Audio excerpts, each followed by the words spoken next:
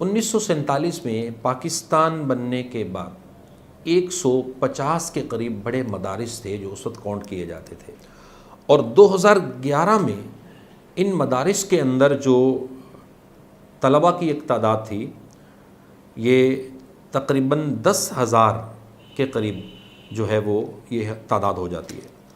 اور ان مدارس کی تعداد کے ساتھ ساتھ اگر ہم اس میں پڑھنے والے طلباء کی بات کریں تو تقریباً 17 لاکھ کے قریب ان میں طلباء تھے جو اس وقت پڑھتے تھے۔ پاکستان میں اتنا بڑا طبقہ کہ مدارس میں پڑھنے والے طلباء کی تعداد سے بھی بڑھ کر آپ کو ایک تعداد وہ نظر آئے گی کہ جو ایتھزم کی طرف جا کر، ملحدیت کی طرف جا کر، اور وہ لوگ وہ ہیں جو سوچ سمجھ کر الحاد اختیار کر رہے ہیں، الحاد کو قبول کر رہے ہیں اور باقاعدہ اس کی ممبرشپ لے کر اپنے آپ کو ان میں رجسٹرڈ کروا کر قانونی تحفظ لے رہے ہیں۔ 27 لاکھ وہ لوگ اپنے آپ کو ملحدین کی ممبرشپ میں رجسٹرڈ کروا چکے ہیں۔ یہ بہت بڑی رپورٹ ہے۔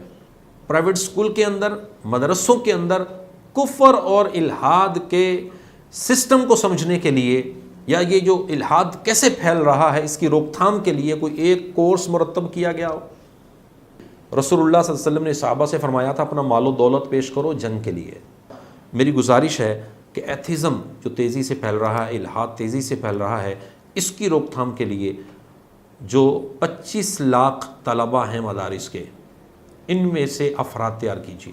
پوری ویڈیو دیکھنے کے لیے ابھی ہمارے یوٹیوب چینل پر وزٹ کریں، چینل کو سبسکرائب کریں اور بیل آئیکن پر کلک کریں تاکہ ہر نئی ویڈیو کا نوٹیفیکیشن آپ تک پہنچتا رہے۔